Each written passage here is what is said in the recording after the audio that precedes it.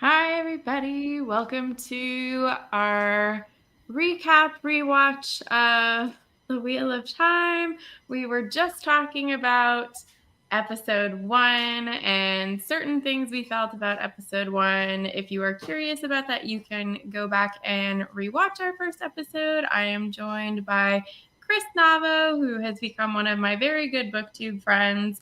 And we are going to discuss tonight episodes 2 and 3. Hey, Rogue. So, as I did with you last time, out of a 10 scale, we'll go in order. We'll talk about episode 2, I think, get into the nitty gritty, and then we can discuss episode 3. But for episode 2 on the 10 scale, where are we putting this episode? So, and there goes the Jets, of course. And this one was a tough episode for me. So I'm gonna go pretty low here. It is gonna be a 5 for me out of a 10. Okay. That's actually pretty lenient for me, I think. I had a lot of issues going on in this episode, so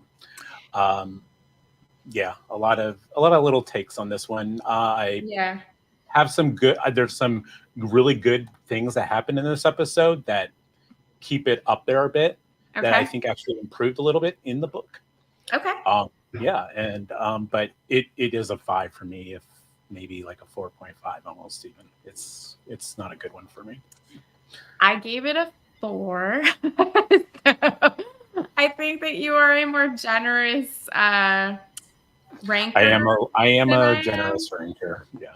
But that's okay. So why don't you take us into our episode and we can start to see why perhaps you gave it a bit higher of a rating than I did. Absolutely. So I think one of the big positives for me in this episode that I think actually almost sometimes improved a little bit on the book was the children of the light and how quickly we don't like them. Yeah. and really established that, that they are a threat. They're not, some members are secretly dark friends, but for the most part, they are not, they're not working for the dark. It's like for the first time we're meeting like some human enemies that are not part of the enemy, but enemy to our protagonists. And that prologue with Edmund Valda, I thought was really powerful. I thought it was one of the better, introductions to the show. Okay. So I thought that was a really strong start. I thought, wow, they did a really good job with the Children of the Light. Okay. And then as you move further on in the episode, when our heroes interact with them, they did a really great job also, I think, with establishing the different factions between the Children of the Light, the regular children versus the questioners. And you can even see the animosity between those two groups, which I thought was a really great touch. And so I think show-wise, they did a really good job with the Children of the Light. Okay.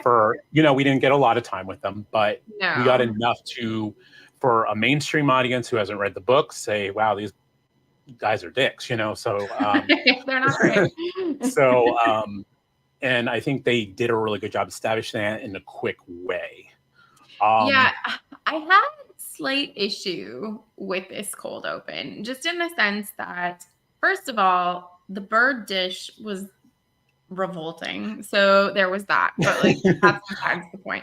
But I feel like if we're keeping in line with the books, the Children of the Light would just kill an Aes Sedai. They wouldn't make a show of it, kind of thing. Especially, I feel, to their comrades. It would be just a get it over with, we're the light, they're the darkness, move on kind of scenario. Right. I understand the wanting to show questioners and the depth of what they'll go to, essentially, but they amped up the brutality, I feel exponentially, and at least where I'm at in the book. So I am probably 80% through book 3. At this point, it's only been inferred as to what a questioner will do. So I don't know if that's coming, and I just haven't gotten there yet. Yeah. Now I will question, no pun intended, the fact that, well, you have Valda, Yeah. who's the guy performing this execution. It's very torturous. Her hands were cut off. Yeah, they were. And I do wonder, like, it could get into spoilers. I'm not, going to say anymore, but this guy is more revolting than, he even appears there, even for children of the light. So I do agree that, I think had it been in the Aes Sedai been in the regular children, they would have just, quickly executed or not go through this whole torture kind of aspect of it. Yeah. And I do wonder why nobody's like saying just, kill her. Kill her. Exactly. Yeah. So that's part one of it. Part two is an aesthetic thing. What do you feel of the costuming for the Children of the Light? It's like most of the costuming. I forget where I saw this and who mentioned it, but I do think a lot of the costuming is very bright and clear. I kind of actually like the costuming they did for the Children of the Light. Okay. I think there is a warrior aesthetic to it. Still looking kind of cultish, churchy kind of thing. It looks kind of priesty. Yeah, I think, and I'm okay with that design. I actually was okay with the design, because I do think you could tell that they have the ability to move.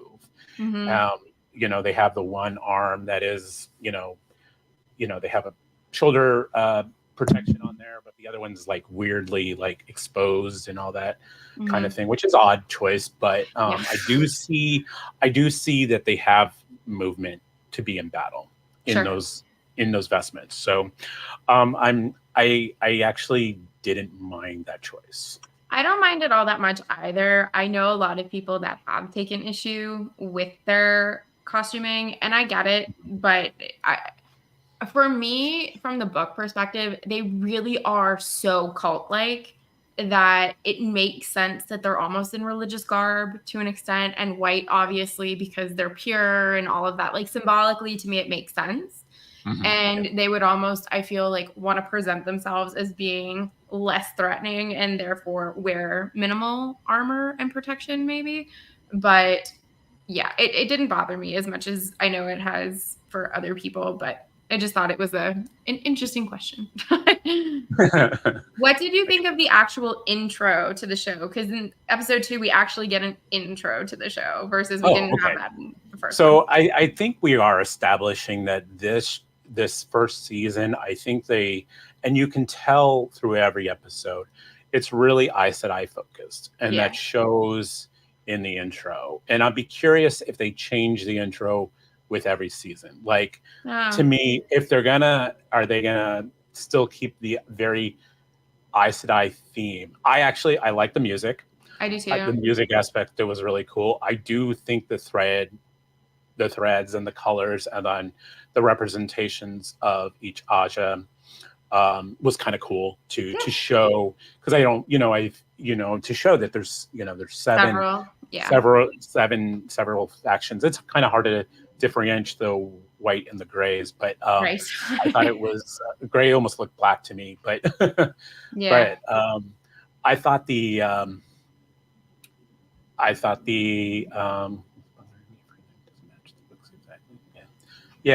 think it was a choice definitely on the costume designers for them. But I really like the intro.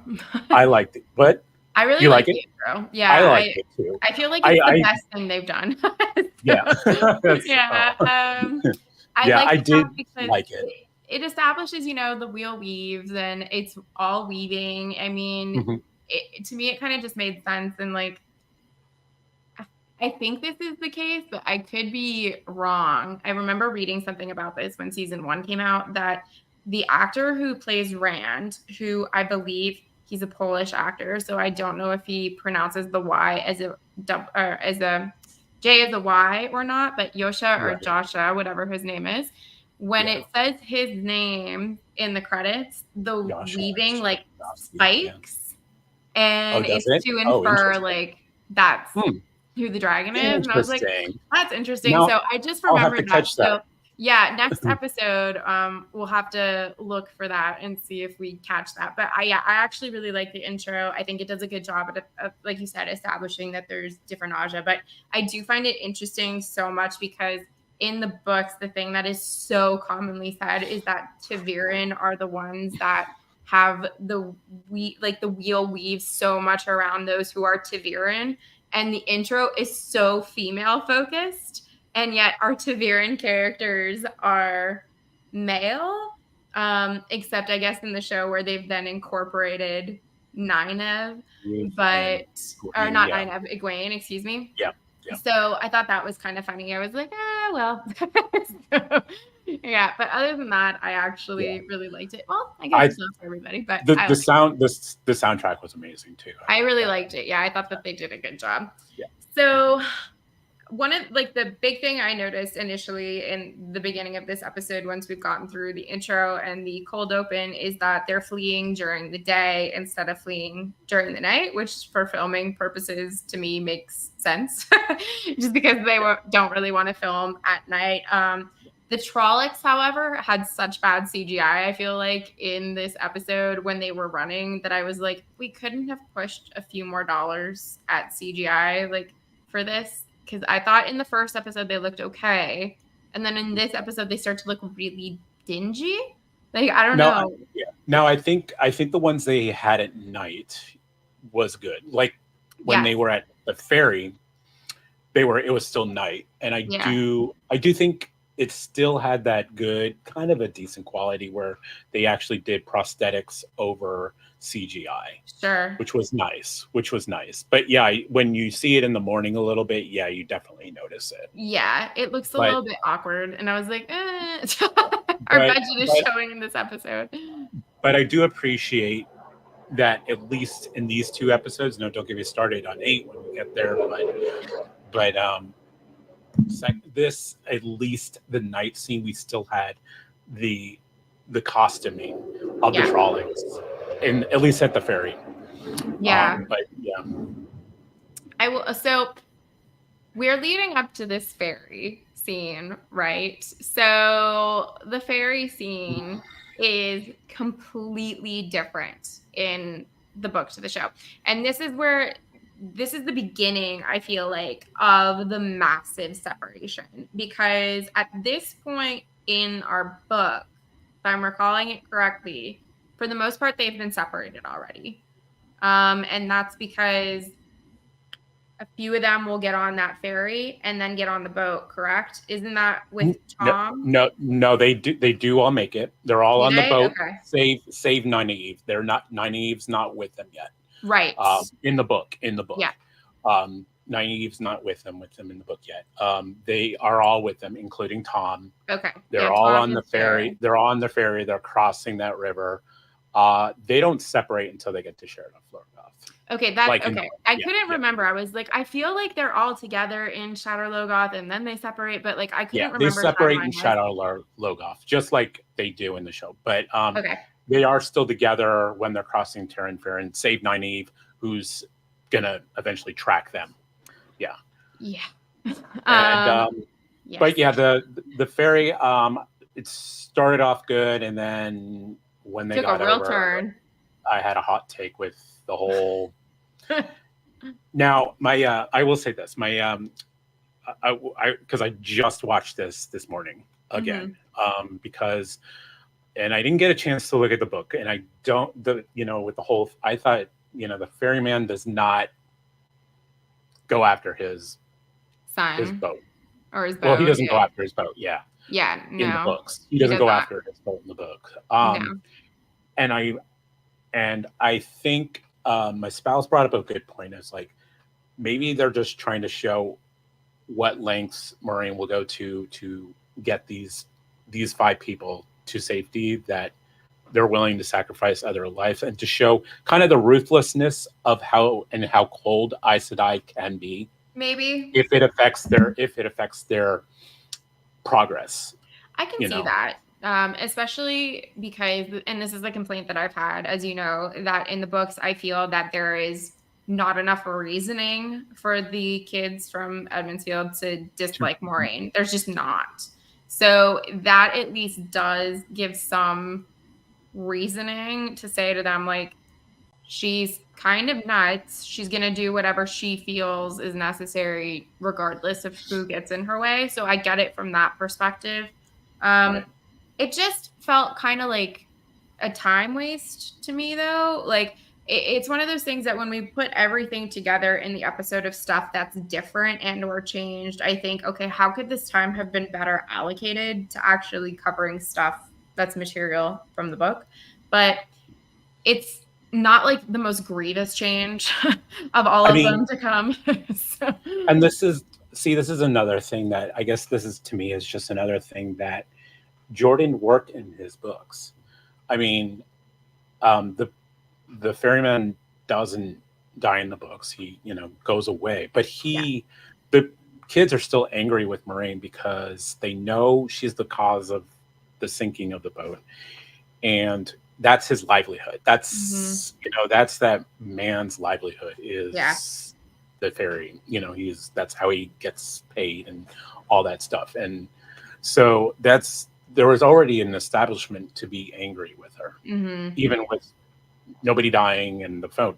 So if you're gonna have this traumatic thing, I'm sure this is the first time they experience like somebody like dying in this sort of fashion, beside old age. And that's the thing, there's just like this, like, just like a deadpan silence from the kids. It's like, all right, well, you added this extra part, now you have to have the reaction of somebody dying in front of their faces, which, but then again, they had the whole Winter's Night thing with everybody else, so exactly. And the other big thing I noticed from this scene is that they've changed the look of the eyeless quite significantly from the book. The eyeless is supposed to basically just be a human without eyes, but instead they've like given it the mouth of a dune worm, and then they have like just no eyes as well. And I was like, all right, we're going in a different direction here.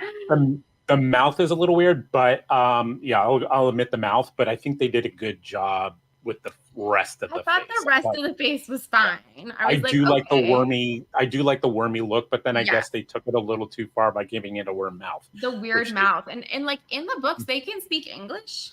And I'm like, they're just like screaming language. I'll be curious if they do give the eyeless voices.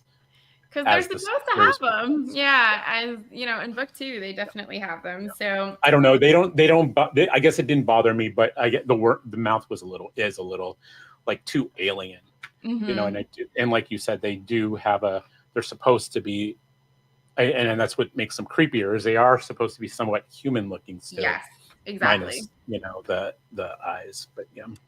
So one of the things I then noticed is that Lan seems to know that Rand is the one. Like, he's super honed in on Rand, which I found really interesting because I found that the episode, again, was really leaning heavily towards Egwene overall. Like, because we have that scene with Moraine and Egwene that comes a little bit later, which is fine. But, like, it seemed odd to me that Lan was like really honed in on Rand for a little bit. And I was like, okay, that's a little interesting that they're doing that. But one thing I actually did appreciate is them showing that Moraine was healing the horses. I appreciate that significantly because that's a big thing in the book, especially when we find out that Rand is the Dragon Reborn, and we realize that he's been channeling into Bella to like sustain his horse. And I was like, that's a nice little nod. So I appreciated that they had kind of. Sidebar, I don't think they've ever established Bella, did they? I mean, they have not. No. Yeah, I was trying to notice that this episode, and I was like, Bella is 100% not in this. But I have opinions about horses come our third episode, so don't worry, they're coming. But yeah, so what did you think of the training scene between Egwene and Moiraine? I liked it. I think it was, from my memory, there is a very good closeness to them doing this Yeah. in the books, I believe. Yeah. So this was a nice touch for me. I think this was a nice, we needed, so far, everything's been movement with the show, move, to one Yeah. scene to another, and, skipping things and all that. And I think finally, we were hitting like some of these like character developing moments. And I Sure, a feel like, smaller note. and this was one of the besides establishing the children, I think this was my other plus for this episode was Okay. the final slow down a little bit, Yeah. establish, this connection that, Egwene, possesses Aes Sedai power, Yeah. so I thought, everything kind of played out really well, kind of Yeah. very similar to the books, Yeah. Rand, noticing that she went Is off with with her, Moiraine, exactly. Yeah. not thrilled, of course, and Yes. um, and just tapping into that, and I didn't mind this. I thought it was finally, Yeah. like I said, we're slowing down. I liked that scene too. I thought it was appropriate. Again, in the book, you hear about it, but you don't see it because it is a Rand POV, and this is, of course, not a Rand moment in the book.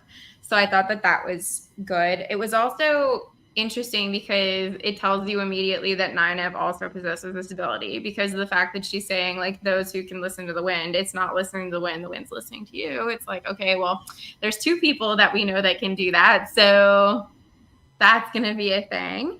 But the thing that drove me nuts from this point on in the episode is how whiny they make Rand. He is insufferable.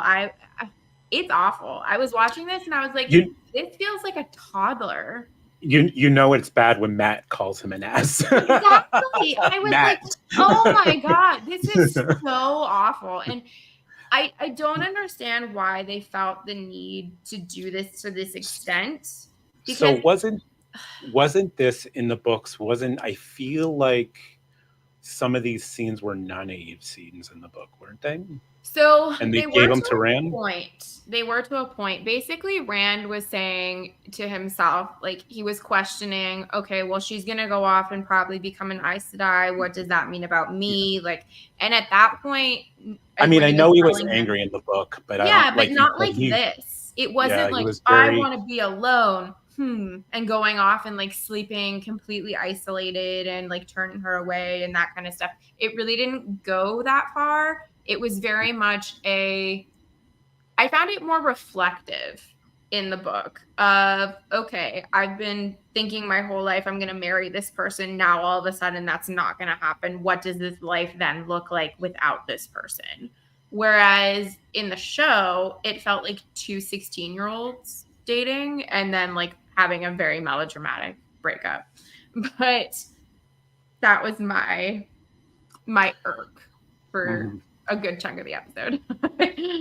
I can see that. I think because I guess maybe in a sense it makes, I mean, I think they were trying to show, of course, the whole very much the separation of Rand and Egwene, that we're starting to learn that these two are probably not going to be together.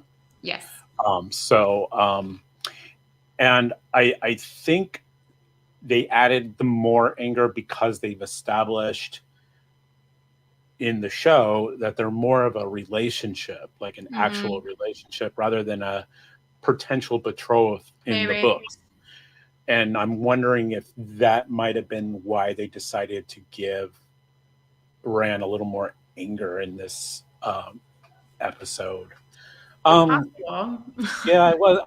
wasn't thrilled, and I do like the fact that Matt was like, don't be an ass. Exactly. Like Matt for me was top tier in this episode, and then I didn't mind Rand's he didn't have a lot of dream. lines, but he didn't have a lot of lines. But I do like how, Matt just like, just like, I'm whatever, but I'm gonna stick with the lady with the fireballs, kind of thing. Exactly. I did like Rand's dream because we're seeing Balzamon, aka Ishmael, with the fiery eyes. Like, this is good. It was weird that he was coughing up bats and stuff like that, and then all the bats were dead. It was like, all right, that's odd. And this I felt happened a lot earlier in the books, that they told Moraine that they were all having these dreams. I felt like that didn't come until significantly later in Eye of the World. And then They were carries all keeping through. it for some reason. They were all like, she was asking, "How are your dreams? How are your dreams?" Yes. I And they remember were in like, the oh, it's books, fine. and oh yeah, nothing, And I don't think Egwene was included in those dreams. She wasn't. No, it's just the included, boys. but they did include her again in the dreams. Yeah. Yeah, because in the book, of course, it's only And men. So this pleased me as well, because dreams are really important in this series, and they're constantly in interaction. So I hope they keep the dreams going full, and we do see more of them when we touch on episode 3. We get more of it, so which was really cool. Definitely. Another like nitpicky thing for me, I don't know if this is a director's note or if this is just the actor. Perrin's mouth is open all the time. And I'm like, please just close your mouth. Like, it reinforces this idea that Perrin is stupid. And I'm like, he's not stupid. It's irksome to me the way that they treat Perrin. And I've seen interviews with the actor, and the actor doesn't do that. And the actors doesn't do that. Yeah. So it's clearly I don't know if this is, I guess this was his choice to, I don't know if this is the actor's choice or the director's choice. Yeah. To be like. Yeah. It's just, it reinforces this idea that Perrin doesn't think, and he's just kind of there. And he's actually probably the biggest thinker of the 3. Yeah, exactly. Matt is compulsive, and Rand can be hot-headed. Even in the books, he's hot. Yeah. He is probably the hot-headed of the 3. He's going insane, so yeah. But I mean, even before he started going insane, he was the most hot-headed. Matt was just compulsive, and then Perrin was a thinker. Perrin's the thinker, exactly. And because he was, and they're always talking about how he just wants to be careful, because he knows his size. So physically, he knows he just needs to be careful. But on the same time, he's the most accepting of Moraine. He's a little weary, of course, of her, but yes, especially he has a respect for her. He has probably the most respect for her, after Egwene. But naive Matt and Rand, don't like her, but of course, but he's intelligent, and it does irk me a little bit the way they made him so slow. We talked about this in the first episode. But it's just it's carrying through, and it's coming off slow, Yeah, I just don't love it. So I'm hoping in season 2 that kind of changes a little bit, but based on the preview, I don't think it will. But that's beside the point. So we then have our interaction with the White Cloaks, and also we now see that Moraine has been severely injured. So that's not something in the book at all. I don't know how I feel about this. Okay. Just because of the fact that I know why they're doing it, and it's to get her to the other Aes Sedai and to bring in Logain, which is be a little more, and to show that there is a vulnerability to her as well. There is a vulnerability. She is still human, despite the fact that she's an Aes Sedai. Fine. It's just, it takes the story so far from where it should be. And I feel like, and this is jumping the gun a bit because we've seen the season before, but the next 2 episodes are frustrating because they're so different. And instead of what we could have done, where we could have gone to Barillon and we could have gone to Camelin, that all gets scrapped because we've now introduced this new plot point that leads to Logain and Aes Sedai.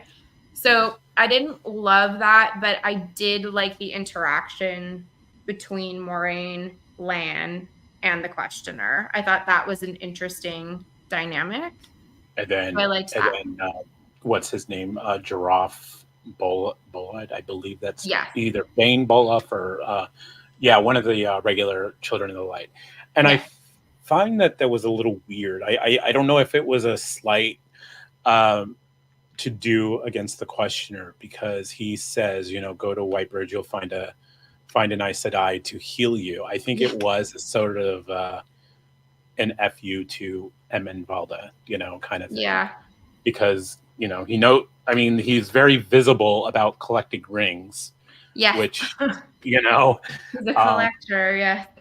So, I think it's like a kind of a it's weird to me that, he's so, I wouldn't think they would, Yeah. It goes back to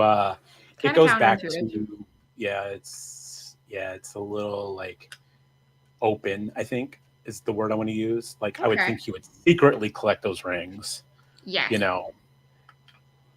But to openly have them as trophies, I think is a weird thing that I wouldn't think would be accepted in the Children of Light, because I don't think it would be, because I think that they would dispose of anything belonging to an Aes Sedai. They still have a discipline. They still have. They feel their feel is like virtuous and good. Yeah. So they wouldn't want to show off like a trophy of like killing somebody. Exactly. They feel like it's a necessary evil to kill an Aes Sedai. Yeah. But they don't find joy in doing it. Right. Except for it's their task, but they're not going to flaunt their task, kind of thing. Except for the sadistic members who are, probably more than just regular Children of the Light. Exactly. So another thing I will give the show is I feel that the scenery is very good. I feel like it kind of fits with the story. I have no issues about that. What do you think about the song that they're singing about old Manetheren, and then they know nothing about Manetheren, and we get the history lesson about it?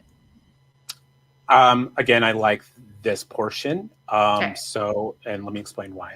So Matt does get those memories. Matt is slowly when you read the books, Matt is the one who gets those memories. And I think, and I'm glad they started with him with starting that song.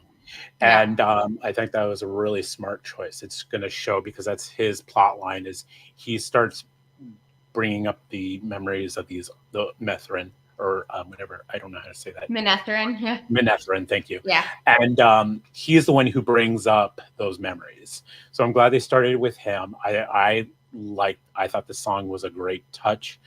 The monologue that Moraine gives is actually, I'm glad they used it. This goes back to you wanting the prologue in the beginning, the very first prologue with Luz. Yes.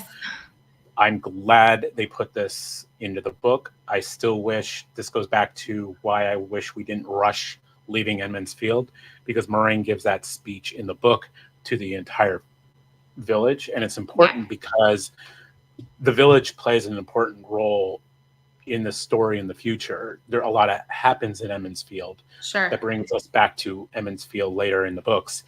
And it gets the whole village involved. And I think what the spark to that was that speech. So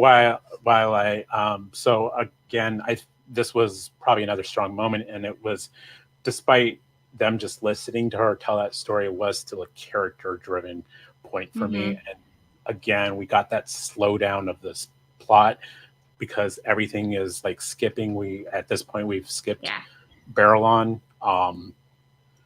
Which when I first watched the episode, I was already like, so what? No Min, no Barrelon, no, I thought that's also where Nynaeve was going to show up again.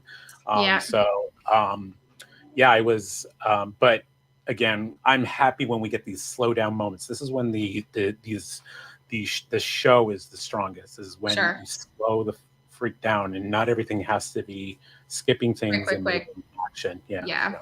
I mean, I get it too, because you've got 8 episodes, so you have to decide what's going to make it in and No, what's I not. know, But and I'm open to that. I'm very I am open too, but I completely agree to with you. things like that. But these Yeah. slow down moments are really, really important.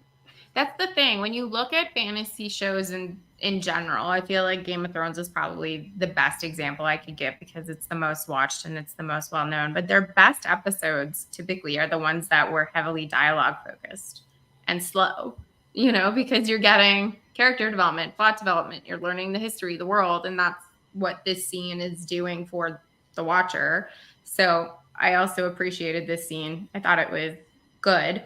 But that then does lead us to our wolves kind of being out of order. So at this point, I think it becomes clear to the viewer who's a book reader, we're not going to see Elias. That's just not going to be a thing. And Perrin is starting to realize maybe that the wolves like him and they're linked. And we then go to Shatter Logoth. So visually, you and I talked about this with the first episode in terms of looking for maybe more developed architecture, futuristic elements in the show. I found that Shatter Logoth looked like a medieval Gothic city. Do you feel similarly, or do you feel a bit different? Yeah. I guess honestly, I've always kind of pictured Shut Off the way they brought it forth in the show. I think I do like the slightly gothic tone. I do think Yeah. buildings were supposed to be maybe a little taller. I do like there's this sort of like loomingness to the city where Mm-hmm. it like you don't get much of a sky when you're Yes. in the streets, and everything seems, for how big the city is, it also seems claustrophobic. I think that artistically wise was a really cool choice, Yeah. and I do think they did a great kind of job describing that. It's a little different from what I expected, Yeah. but I do like the artistic approach to making that look very claustrophobic, very looming, and giving it sort of its character. That they talk about in the books. I remember like all of these talking about the black windows and the black doors, where you Yeah. feel like anybody's always like There. watching, Yeah. or somebody's watching them from these black windows and black doors. And um, so I think the initial approach to that was pretty cool. It was a different take, to also, because Moraine is now grievously injured and she was dead set on not going into the Going in city. there. Yeah. And so they put all the sort of blame Blame on on Lan. Lan on this. Yeah. So it Poor was, Lan. it kind of works, but It's a bit awkward though. yeah, it is a bit awkward because if anything, I think Lan in the books was dead set of not going in. He was. He did not like this idea at all. And Moraine was like, well, this is our only chance. The only But chance. this whole scenario proved interesting for me. In one sense, I liked one thing that they did a lot, and then I disliked one thing that they did a lot. The one thing that I really liked that they did is the scene where Matt gives Perrin the dagger. Thought that was a very good scene, because as we've discussed, and I ranted on in my previous video that came out this week, the relationship building in the books is very poor. And I felt that this was another good example of good relationship building, showing that these people are legitimately friends and not just circumstantial to the fact that they all grew up at a similar age in the same area. Yes. And it shows that they have like a deeper connection. And even though I loathe the fact that they married Perrin off, it shows that Matt had a relationship not only with Perrin but with Perrin's wife. Yeah. So it's familial feeling and immersive in their friendship, and I really, really liked that significantly. But the whole plot with Matt and Morda is completely changed. Oh, more. And yeah. that's a bummer. Yeah. That. So I guess Mordeth will not be a thing. Is kind of where I'm guess I'm taking that. I So guess that so. means I guess Patton Fane is sort of his own He's just like person. supernatural. He's always going to be his own person at this point, I guess, if they're not including Mordeth, where he like pretty much possesses Patton Fane and makes him even. I mean, Patton was already, Exactly. but now he's like more. So Amplified, yeah. I guess they're just going to keep it with just Patton just being his own I guess person. so, which is it's unfortunate because also like as we see with the season going forward, we even see it in the next episode, which we'll talk about. Like Matt's personality is slowly starting to change, and it's not as meaningful to the viewer because you don't understand the depth of what's going on or what has like potentially happened. And I really liked the scene in the book. It was one of It those was things that I was like, oh, this is it was a excellent. really intense scene. Yeah, and it was interesting. I liked the dynamic, and all three boys were involved in that. Like it was a very traumatic scene for many reasons. And then of course we have It's the very intense. Yeah. yeah, and then we have And the then splitting. you're already in this intense scenario, and then Exactly. it's just amplified by the fact that not pages earlier Moraine says don't touch anything, don't Right? Like, don't interact with do this. anything, and then And Matt's like, ooh, treasure. Like, I'm gonna take this. and then Exactly. and then they meet Mordez, of course. Perrin was like the first to be like, this isn't right, we need to go, and then Rand was like that, Yeah. and then the whole terrifying thing that Mordeth is, and Yeah. so it's another major cut. Yeah. I don't think it will be the last No, when it's it also comes slightly to. confusing because when you see in the book, it's clear that Mordeth is like escaped through the dagger. But in this scene, when they flee the city, you see that like it almost looks like a motherboard in a computer where Mordeth is like going through and then hits the barrier and like can't leave. Leave, And you're like, right. oh well, he's stuck inside. And I'm like, except he's not. Like he's fully in Matt's dagger. Like that's kind of how that works. So I thought that Right. was a little confusing, but yeah, I thought that the like that poor horse just being obliterated by Mordath was like terrible. But Yeah, I guess it was just the way I was like, well, that can't be Bella, or no, exactly. I was like, ooh. But I did or like or Lan and Moraine's horses, which are very prominent throughout the book. exactly. So yeah, I mean, yeah, I guess they wanted to really show what Dashitor or Mashitor. I get the two mixed up. The one that's in the ways and the one that's Yes. and the yeah.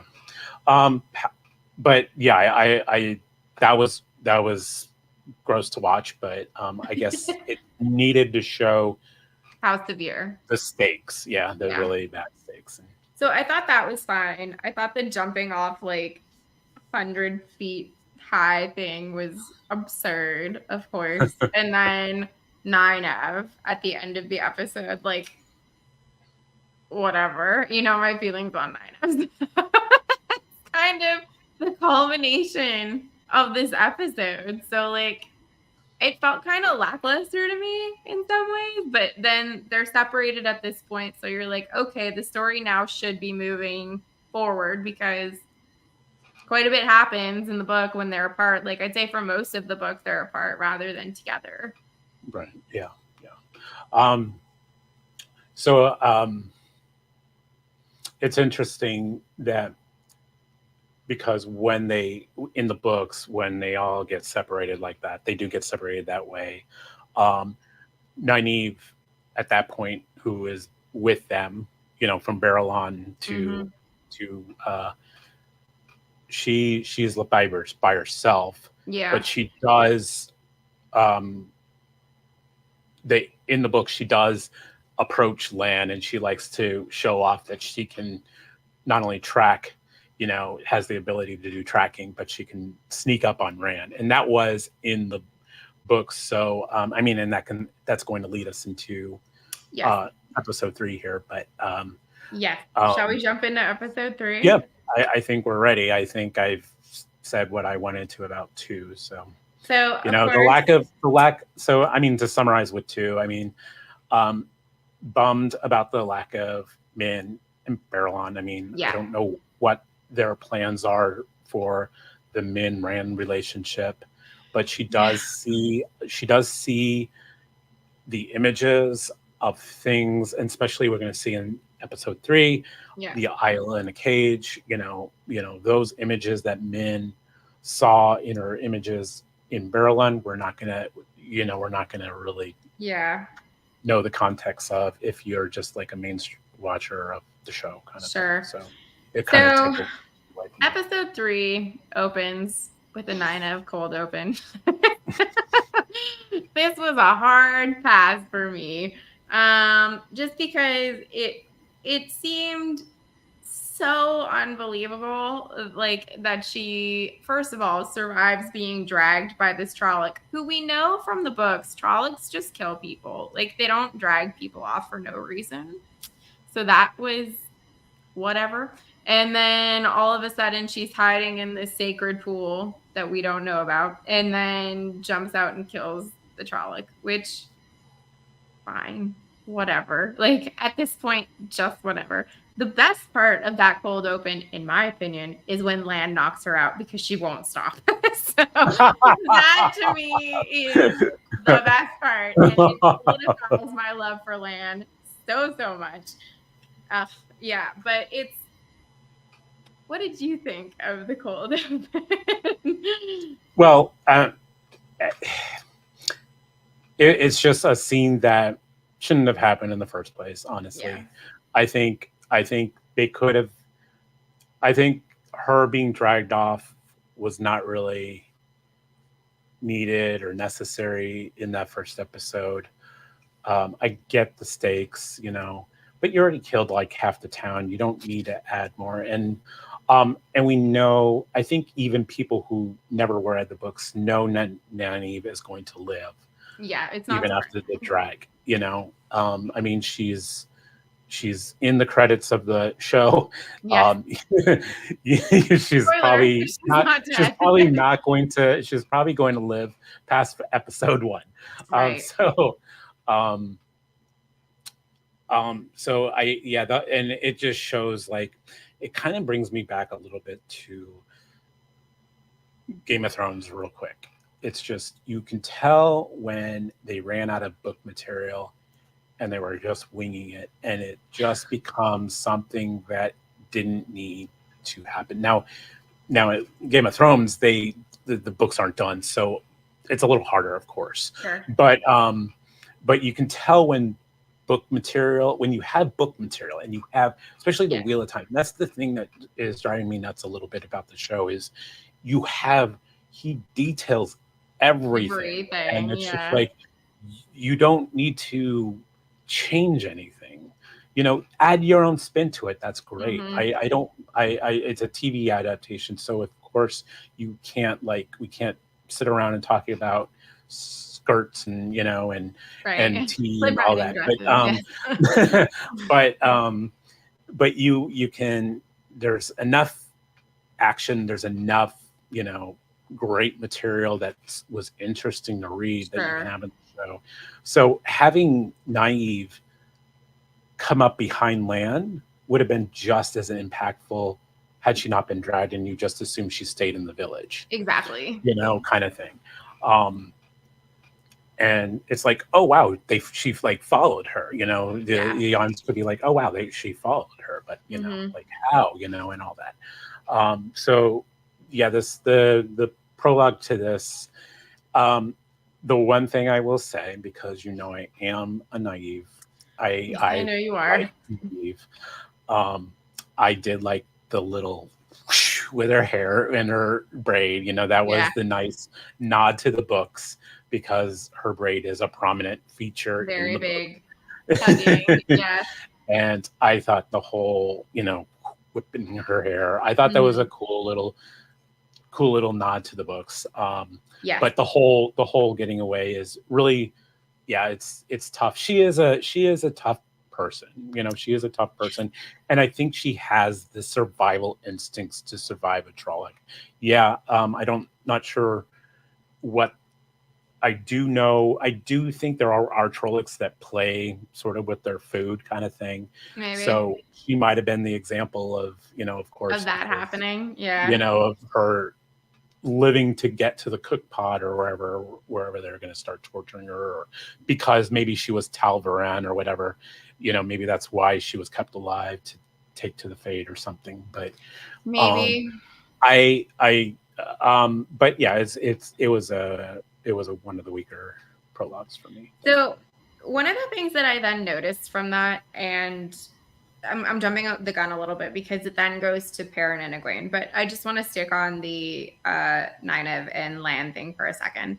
When Nynaeve comes to, first of all, she's in a coat now. She's tied up and she's in a green coat that fits her perfectly. Mm-hmm. And she was not wearing a coat when she was dragged off by a Trolloc. So where did the coat come from? And I can't remember if at the end of the last episode, like when she shows up and she's holding the dagger to Lan's throat, if she's already in the coat, but I don't think she was, because I went back and I watched the first episode when she's like dragged off by the Trolloc, and I was like, I don't think she's in a coat, and she's not. So that was kind of like a weird thing. And unless she went back to her house to get all her stuff. I need to double check it. Yeah. I'll have I to need to double check, but I'm assuming that maybe she probably went back to the village, found out they were all gone, maybe, and then left. But the other thing I noticed is that at the end of episode 2, when Lan and Moraine flee, Lan's on his horse and has one other horse with him. And then later, when they're leaving, there's 3 horses. I was like, where did the 3rd horse come from? Because Nynaeve wasn't on a horse.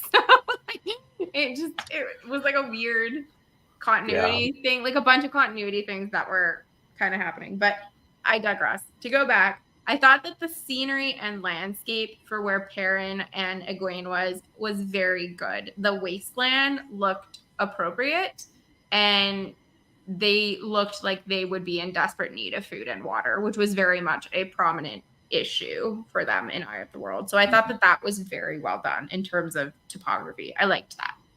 Mm-hmm. Oh, I also think we jumped the gun. What did you rate this episode? I'm sorry. Oh, no, that's fine. This was probably, trying to remember everything that happened.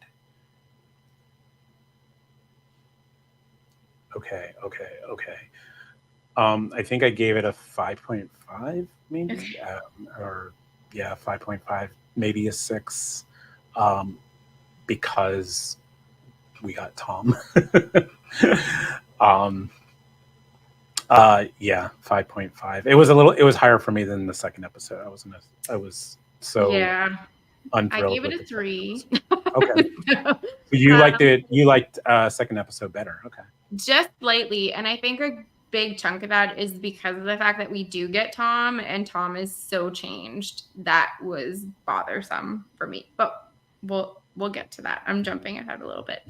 What did you think of the Perrin and Egwene storyline from this episode?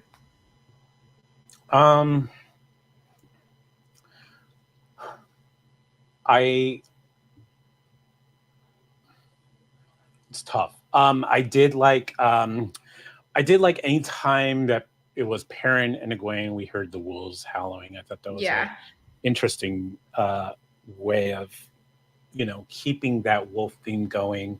I like how they use the wolves to steer Egwene and Perrin, to the tracks, to where a road might be, a light used road, obviously used by the Tinkers later. Obviously, definitely feeling the missing of Elias here. Yeah.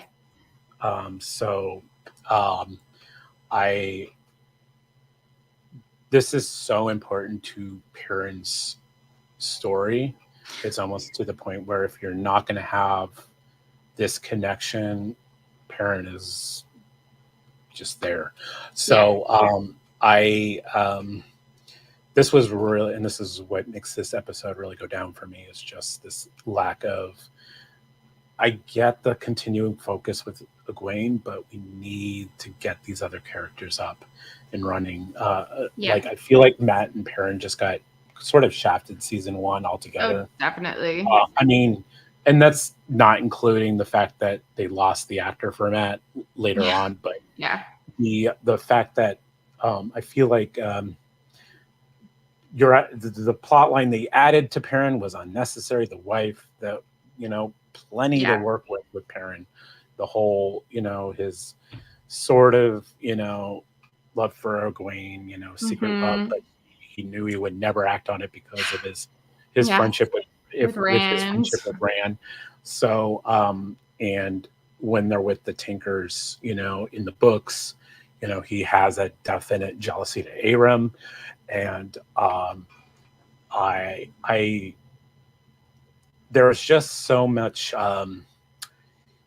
missed opportunity here with Perrin. This was supposed to be a good parent, and Matt too. When they switch over to Rand and Matt, this is a good time for those two secondary boys to shine a little bit here, and we didn't get that. We just got the same, dull oppression with Perrin, and Egwene taking charge of everything. And I think in the books, Egwene was constantly looking to Perrin. What should we do next, Perrin? What do you think we should do? Yeah, she was. She wasn't like totally like 100%, but I think she was relying. But in the book, she was relying on Perrin to make the charge, significantly. But when they did get to the Tinkers, she was more freeing of her old self, I feel like, to the point where Perrin called her out for the fact that she was dancing with Aram and like, what about Rand kind of thing and all that kind of stuff. But that was more from his own jealousies rather than like being concerned about Rand. But it is disappointing because the scene with Elias, when they meet Elias, is very interesting in the book. And then the information about that becomes foundational for Perrin's character is transmitted to the reader via Elias. So by removing him, you've significantly, you've knocked a leg out from Perrin. And with that too. And then establishing, just establishing the beginnings of the relationship with the wolf pack too. Exactly. That's the wolves are named in the book. Yeah, Hopper. I'm assuming is like a big thing. Yeah, Hopper is he's not long for life, but he's going to be a big part of the dream world there for a long time. And he'll be part of the dream world for him, where he is in his afterlife. Exactly. And then Dapple, she is the leader of the wolf pack. Yeah. So she's always like, we come, kind of thing. And I'll be curious if they give the wolves like direct voices in the future. I feel like they won't. Because of the way they keep putting like story elements, like when we do Hitman later on in the books or in the show. Yeah. I'm wondering if they're going to move Elias to second season for Perrin. Maybe. I would love if they did, because I feel like there needs to be someone to explain to Perrin what's going on and explain to the audience that he's not just going crazy. And I mean, this is such a prominent feature for Perrin. Like, I'm in book 3 right now, which is a very Perrin heavy book. Yep. And so much of that is him questioning if he is experiencing insanity, like due to what is happening to him and his transformation and all of this stuff. And like, if you don't have any of the background for any of that, that's going to be, they might just not do any of it, in which case, like, why even include Perrin as a character at that point if you're just taking away all of the core of what the character is? So I don't know. I feel like it's going to be interesting to see what they do with Perrin come season 2, because I feel like a lot of ramifications need to be made due to things like this. Yeah. I mean, I don't want to, because we're not talking about the episode, but the fact that when we get to 8, he is the one who becomes associated with Pat and Fane and the horn and Yeah. even the dagger. And I'm just like, no. But yeah, that's Yep. for another. A lot of issues coming up. But Yep. so one of the things that happens in our episode is that we're separated. Like we said, we've got Perrin and Egwene. They're off doing their thing, trying to survive the waste. And we have Matt and Rand. And Matt and Rand in the book make all of these pit stops to like all of these small towns, small farms, whatever. And this, as you know, drove me insane in the book because it was like, oh, here's a dark friend, here's a dark friend, here's a dark friend. And I actually found that this is one thing that the show did significantly better, is that they condensed this into one episode. And it was like, no, this person is a dark friend. This is what they are capable of doing. This is why we need to be careful going forward.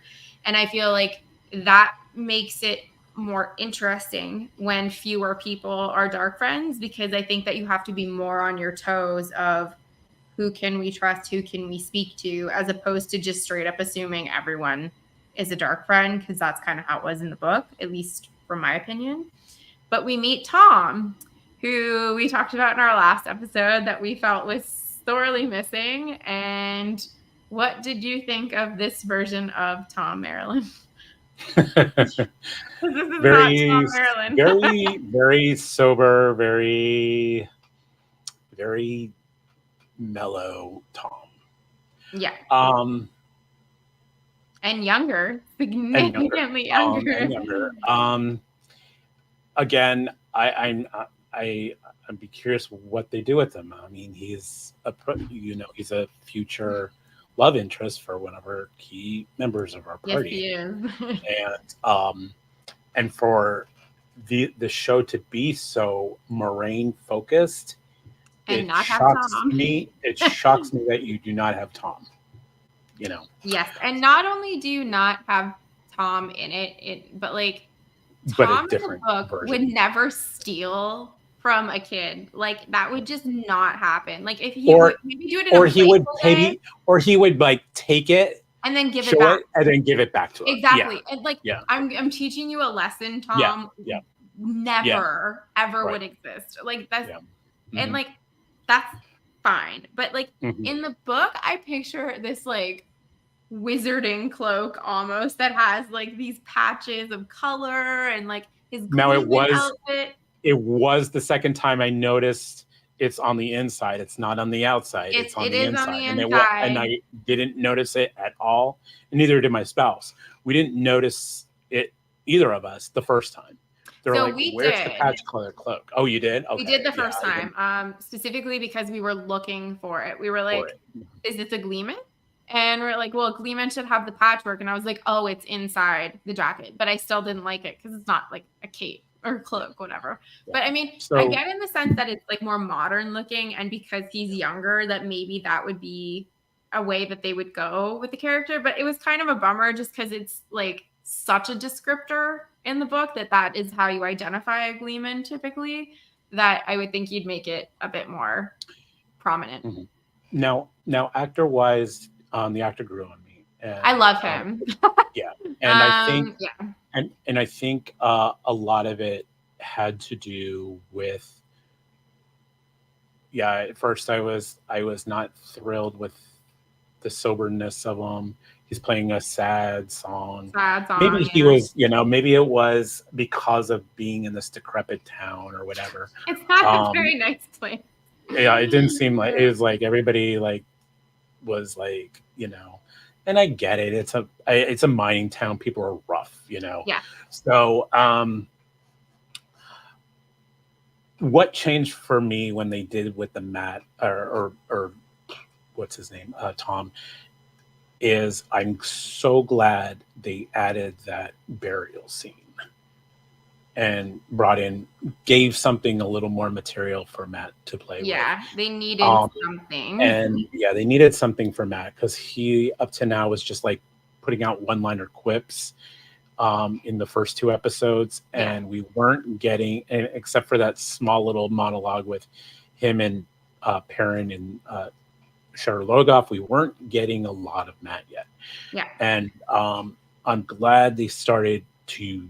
This is probably one of his strongest episodes in this season, because I don't remember too much more for Matt except getting he sort of temporary healed when they get to Yeah. Target.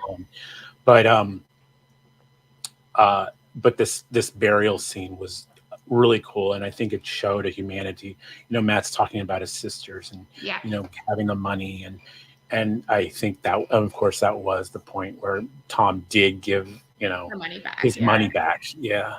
And so this just kind of, for me, this was like, okay, I can accept this. We're starting to see an actual book Tom coming out here a little bit. To a point, yeah. I mean, it's one of those things too, right? That in the book, the background that we're given for why Tom will help is because his nephew was a channeler and was stilled. What's the male equivalent to being stilled? But Gentled, he's gentled. gentled. He's gentled, and then dies shortly afterwards. Right. And therefore, Tom has this very soft spot for anyone that is being targeted by Aes Sedai, and he realizes that Rand is, and therefore looks out for Rand. And in the show, they've really shifted that from the fact that Rand and Tom have basically no interaction to the fact that Rand thinks it's funny that Tom has taken his money, and that's it. But I thought that was an odd change. I get that they felt justifiably that they needed to give Matt more time, but also in this episode, we're already starting to see the change in Matt. And I don't know if I feel like that's too early, because in the book, it takes a bit of time for Rand to start being like, you're being really morose, you're not being yourself. Matt is kind of closing in on himself. Yeah, no, we for a long time. I mean, when I first read the books, I didn't think anything.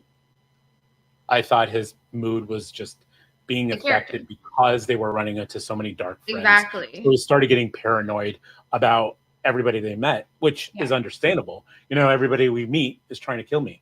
So not a great way to live. So I would be just like Matt, freaking out. Let's I don't want to go to town. I don't want to go here. Someone's going to try to kill me. Exactly. Someone's going to try to kill me. Yeah, 100%. So I didn't even think about the dagger, when I read the books, because it's and that's where a lot of the paranoia was coming from. And the knife was feeding, right. It comes that later. Fear, that paranoia. Exactly. And so, it was,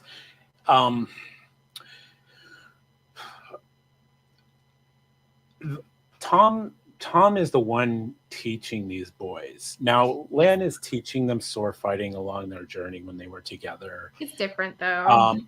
But not a lot.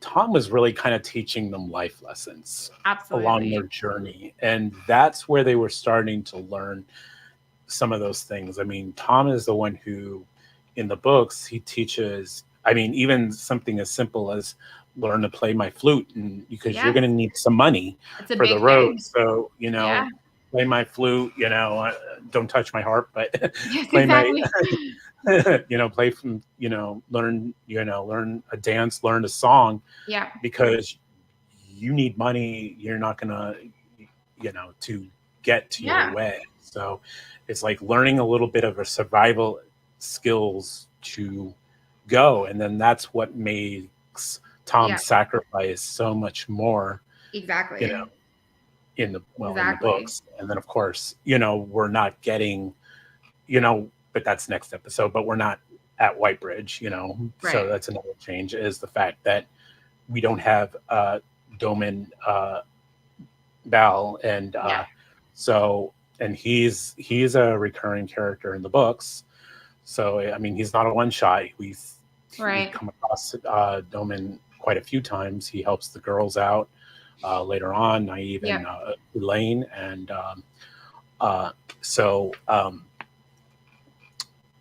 it's just another character elimination. It's upsetting. Yeah, in the book too, you almost get the sense that when Rand is separated from Tom in the books, it's such a morose and sorrowful event for him that he laments that going forward. And Moraine keeps saying to him, like, I don't think Tom is dead, but Rand can't cope with that because Tom was such an influential figure, even though they're together for a brief period of time. It's a very important period of Rand's life because it's this massive transition that's happening to him. And Tom is the only one that's speaking to Rand almost as an equal, whereas people like Moraine is withholding information. Land can only say so much, and his friends have no idea what's going on. So Tom is that voice of reason. Well, yeah, Tom And is that outside voice. They need the worldly voice. exactly.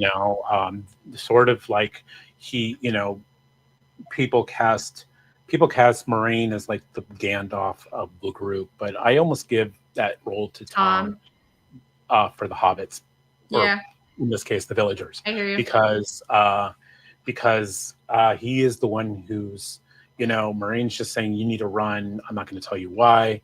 Right. Lan is just maybe giving them some quick, he's the Aragorn, the quiet, but here's some sword skills and some Right. axe skills, and just to defend yourself because you're going to need to. But I'm not going to say anything because that's Moraine's business and your business with the Aes Sedai. I just Garter, don't get in my way, kind of thing. Mm-hmm. So Tom was the open one. He was like, you guys are idiots, you guys are fools, when he calls them out, but Tom he also keeping it real. he calls them out as idiots, but he also at the same time, is like, Yeah, I mean, I completely agree. I feel that the show suffers greatly from the lack of Tom, and I'm curious to see how they're going to incorporate him potentially into season 2 because he should be in season 2. But what did you think of the Tinkers and how they were portrayed? I will say, from my perspective, I loved the costuming for the Tinkers. I thought that was really well done. I liked how they mentioned the song. But of course, we are missing that introduction through Elias. But regardless of that, because we've covered that, but I did like the Tinkers as a whole. That's pretty spot on for me too. Was the book to adaptation is pretty spot on, and that shows even more in the 5th episode, or excuse me, the 4th episode that we'll cover, because I know that one was very Tinker heavy. Yes. They do a good amount of time with the Tinkers, and that was again that one of those stopping points, that breathing space, that again proves once again that this works when you actually when you delve into the book material. It works every time you delve directly into the book material. The scene works. Yeah, it's so frustrating. I completely agree. It's like you'd have a really powerful show with 8s and 9s across the board if you kept with the book. If you actually followed what was written, I hear you. And they do stay pretty close to the books. I don't want to jump the gun, but I remember from the first time I watched it when it came out that in episode 4, I think episode 4 was my favorite episode the first go around, so I'm excited to rewatch that. But 4, I think was my favorite too. There's a moment between Perrin and the woman Tinker, the elder woman whose name Illa, and I thought that was a really good scene in the show, so I'm looking forward to rewatching that and diving into that with you next week. But to return to Matt and Rand has been lured into this room with our dark friend, and it becomes clear pretty quickly she's a dark friend, and then all of a sudden Rand develops like superhuman strength. So I feel like they're starting to show pretty early that like it's got to be Rand, right? So all of like you were talking about earlier, where they compiled all the dark friends they met along the way. Yeah. So that power he shows is the last town before they hit Camlin. Yeah. Which was 4 Kings. and Yes. he was trying to get out of the inn, room in the inn. Yeah. And the doormen were people were trying to get into the room. They were trying to get in, and lightning. And he was like, I got to get out. And then there's a storm going.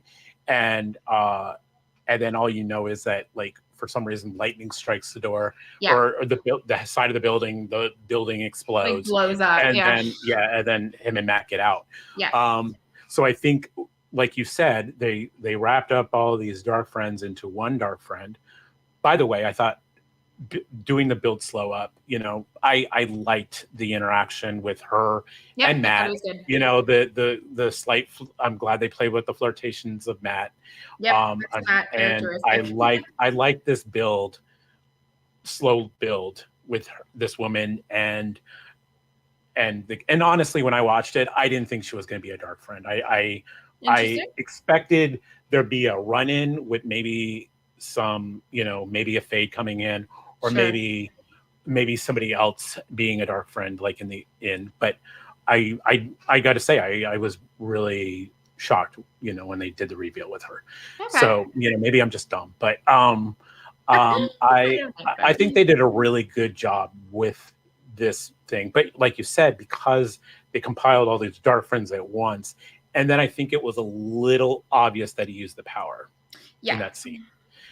So it didn't look like it was like it.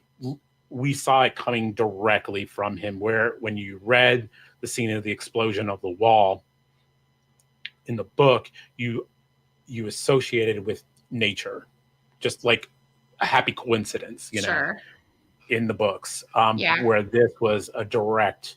She says to him, the door is so heavy you can't move it, and his smashing is what takes the door down. So it's pretty clear that it's coming from Rand. So that's fine. But they then have that chase scene with her, and that's fine too, whatever. But Rand is made to be so stupid in this show. He says to Tom that he's not going with him. It's like, this man just saved your life, and she's told you that there's a fade coming, and you're not gonna like go with the guy that just saved your life. Like, you're just gonna stand there. Like, what? That to me it came across really ridiculous and not what Rand would have done. And that's the thing, they haven't had time to establish. This is going to be the one negative to a really good, strong next episode. Is Tom's sacrifice happens in the next episode, but it loses its impact because Matt kind of made a little relationship with him when they were burying the Aiel, but Rand has zero relationship with this guy and zero impact with Rand, that Rand's like, okay, well, thanks for helping us, bye, kind of thing. And that's exactly what I wrote on my notes. I wrote, not gonna go with you, by the way, thanks for saving my life. Oh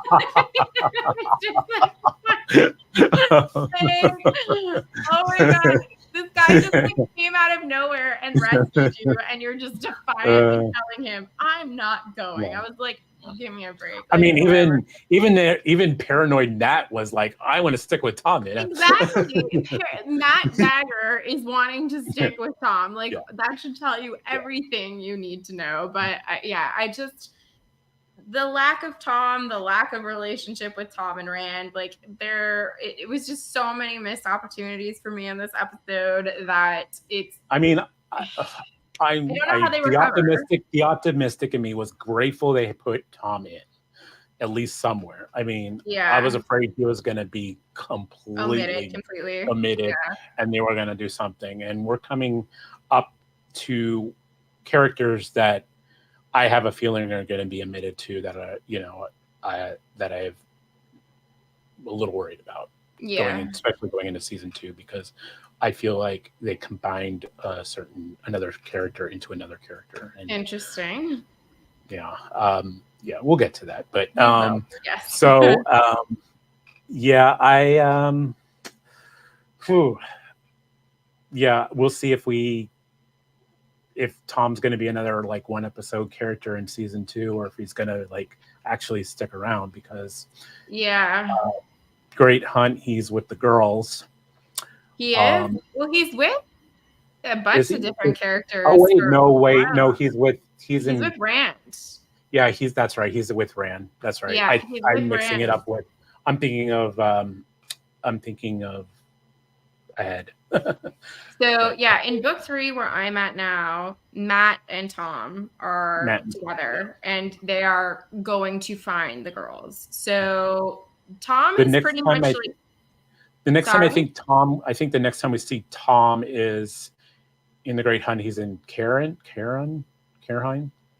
That country. That is exactly where he is. Yeah, because Celine has like led them there. Yeah, because he's with Alondra, the fireworks girl. Yeah. Yes. The illuminator. Yeah. Yes, exactly. But again, like this is just, it goes to show the relevance of Tom, the fact that he has interactions with multiple characters in multiple books. I'm like, how do you not include this person? Like I don't get, but I can see why someone would say Elias is only relevant to Perrin. If we're going to cut someone, that is a person we can cut. Tom is relevant to characters that are not even in the show yet. Like we have Elaine and Morgaze and all of these different characters that Tom has connections to, that I don't see how someone could say we're going to condense Tom into 30 minutes, because you just can't and do the story properly. But I don't know what their plans are going forward. I wish I knew and I could say to them, like, bring Tom back, please, and redo it. But yeah. I mean, that's what these 2 episodes was just, it was tough for me, because up until then we thought Min was omitted.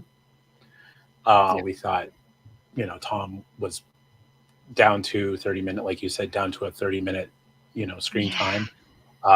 Bail Doman was nowhere to be found. Elias, MIA. The wolves are not established as characters. Not at all, yeah. And going forward to the Green Man is completely omitted. So, like, they did a lot of things in this first season and in these first few episodes. And like, as we'll see going forward into the next couple episodes, these next 2 episodes are very Aes Sedai heavy episodes, and Chandler heavy and Warder heavy. And I'm fine with parts of those, more so episode 4. The 4th episode was, I remember it being my strongest, and I like the establishment of it was primarily reds, greens, and blues. Yes. And I do appreciate they're really focused on, we're starting to see what each of those factions represent. Yes. Green being the battle, green being the battle, and then the Warder happy, Yes. I did like some of that. Yeah. And then including the bonds warders have with other warders. I thought that was cool. I thought that was really interesting. But going into episode 5, I had issues with that one. I remember. I have a love-hate relationship with 5. Yeah, so it'll be interesting. Yeah, we'll get to it. I'm curious. Yeah, I'm curious though. Overall, like, it's interesting because I remember the first time this came out, I believe they released the first 3 episodes all at one time for Wheel of Time, because they wanted to show people like, hey, it's a fantasy show, please come watch. And when I watched it the first time, I think I remembered liking episode 2 the best of the 3, and thought like, okay, maybe this is getting a little bit better. This time around, I liked episode 1 the best, which I think is a little bit interesting of the original 3 now that I've read it. And I am curious to see if episode 4 still continues to be the top episode. But I think what we'll have to do for next episode as well is we'll have to do 4 and 5 together. Yeah. So we'll be able to talk about that. Yeah, that's right. So those are the next 2 anyway. Yeah. I'm the same. I think one is the strongest. Yeah. I like I said, and that's why I gave it a high rank, is because I feel like casting wise, it's great. They Yeah. got the casting down, and I think these characters know their roles. I think they've read the books. I think they've read the material. Yeah. I think there's, I mean, even Rosalind Pike is now a narrator. I think for the like She one of is the audio narrating in the versions. audiobook. Yeah, You know, Rosamund Pike. Yeah. which I would love to hear, because I like her voice, and I think she has a great Hmm. Moraine voice. I think she's Um, probably better than Michael Kramer. Michael Kramer is yeah, not my yeah, personal favorite. yeah, because I just listened to him with, I think, Mistborn, Miss right? Bourne, and yeah, Yeah. that book just bored me to tears. It's, I have my totally off topic, but I have my I have my uh, wrap up for July in my next video, and yeah, Ooh, so is it going to be in that? well, yeah, it's what that I read that book for July, so Yes. it's going to be in there. We'll have to have But like a live discussion for Mistborn because I also read Mistborn this year, oh so we can God, dive into that I too. don't But know it. I don't even think it's worth a live stream. At least for me.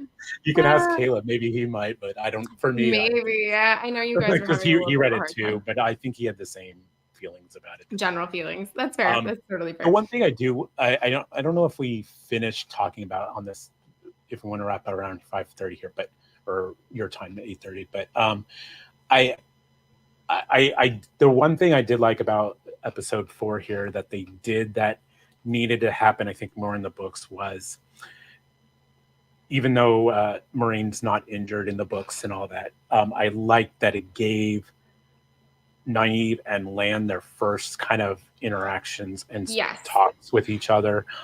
Kind of, I think, and because I think that's the first sparks of the relationship, was Rand was impressed with her tracking skills in the books, and the ability to be able to sneak up on him and all that. Although part of that is her Aes Sedai magic ability, but Yes.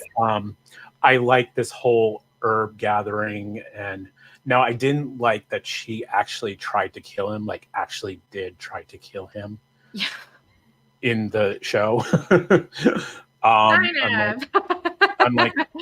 she hates these people, but I don't think she would try to kill them. She would. No, I don't think so. But I do appreciate the fact that they are trying to establish that Lan and Nynaeve to have Yeah, some semblance yeah. of a relationship, because this is something, as you know, I detest in the book. I feel like there is zero foundation for them being attracted. Like, you can be attracted to somebody, but to the extent Right. that she feels like she wants kids and a future with Lan, like, that to me just doesn't add up. But in this, it's good that they're laying the groundwork to establishing them to having that kind of will they, won't they relationship. And I like the fact that they did the herb thing, but I did have a slight issue with it in the sense that in the book, when Tam shows up with a wound from a Trolloc axe, Nynaeve just straight up says she can't heal him.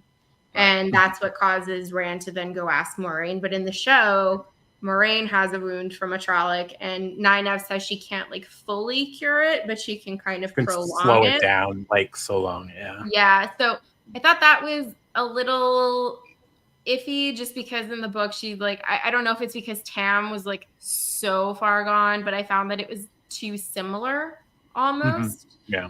That But I guess at least she didn't say that in the show. Like correct. Yeah. That would have been yeah. a big, She never. big Well, I mean, issue. she never saw Tam. So I mean, Exactly. Which, yeah. we discussed in the first episode. But I am looking forward to watching episode 4 and 5, which we'll do next Sunday, I guess. What are your hopes for episodes 4 and 5? Again, I already know I'm going to. I appreciate the whole establishment between establishing the Ajas. It's a Logain heavy episode, which Yes. is a big plus in my book of show versus book. Is now Logain gets a voice in the books later, but it comes a little later. Yeah. They're establishing his voice now, so I think they're making him a more prominent character. Which I'm okay with. Yes, I am too. He has a big relationship with Suan Sanchin, or And Rand. whatever. Yeah, the Amlin seat and Yeah. Leanne, and in the books. So that tells me that they might play out certain scenes Sure. with Suan and Leanne, the keeper, Yeah. and Min, I think, is part of that as well. So all of that is going to get played out, hopefully, in the show as it was in the books. Yes. And so I'm glad they're giving this really strong introduction to Logain. And then episode 5 is sort of my love-hate episode. Yeah. Like, if I didn't read the books, I would have thought that was a strong episode. Agreed. But Yeah. I read the books, and I'm like, neither of these two existed, and neither of these two main characters existed in the book. Yeah. I get you're trying to establish the bond between Aes Sedai and Water. This is a completely unnecessary episode. When the fact we didn't get Min, down the list again, Min, Doman, Elias, Morgause, Elaine, more Tom. Aleda, all of these people that didn't exist in the show from season 1, but you added these two characters I think are maybe off mentioned in the book. So but my understanding no is that the Green Aja is mentioned in the prologue book, which I can't remember the name of that book. Yeah, that's right. Yeah, New Spring. She is. New Spring. I was like, yeah, I've only read that. I think I only read that book once. So, but that's the only time she's mentioned, and I'm not even sure her warder is mentioned in that context. I haven't read that one, so I'm not entirely certain. But I'm gonna do a little bit of research before we talk about it next time. But yeah, I am curious to see. I have New Spring, so I have to look up to see if I don't have that one. It's one of the few that I don't have. I'll let you know ahead of time before our chat, because like I said, Bards and books. If I didn't ever read the books, I thought that would have been a really strong episode. Like, if assuming that's those scenes happen, because it's the entire episode. Yeah. And then I mean, I said this. Go ahead. I'm sorry. But like I said, I read the books, and I'm like, why do we have an episode of these two characters that don't exist in Eye of the World, right? When we have all these missing characters that are in Eye of the World and play important role to the whole series, not just Eye of the World, but they play a part in the whole series. All these characters are in and out to the entire series of the thing. Yeah, so my understanding in regards to the 10 episodes is that he did ask for 10 episodes and Amazon said no. So you kind of have to work with the 8 episodes, but even still, within 8 episodes, they could have stuck truer to the source material. But better than Rings of Power. That's a whole other conversation, Chris. That is a whole other conversation. But I am curious to see how I'm gonna feel about it. And the cold open for episode 4, I remember being one of my favorites. We talked about it last time, so I am really excited to watch it again. And hopefully, I talked about this in our first episode. Daniel Henney for me is probably the best cast in the series. I love Lan so much in the show. I love him in the book, but I really, really like him in the show. I feel they flesh him out a little bit more. And that is a very Lan-heavy episode in episode 5. So it is that love-hate relationship in the sense that I'm happy that they're highlighting him, but at the same time, unhappy because they're not highlighting the material that needs to be highlighted. It's a strong written episode, and it is a slowdown from the skipping. That Rings of Power. God. And it is a strong episode, but again, it's just the fact that we've omitted so many characters and we added a whole episode. They got more that Aes Sedai and Stefan, I think, is the order. It is got more screen time than Tom did. Yeah, a lot more. Yeah, 100%. But we need to reserve some of our opinions for our next episode. But thank you, everyone, for tuning in. And I hope that I have less hot takes next time.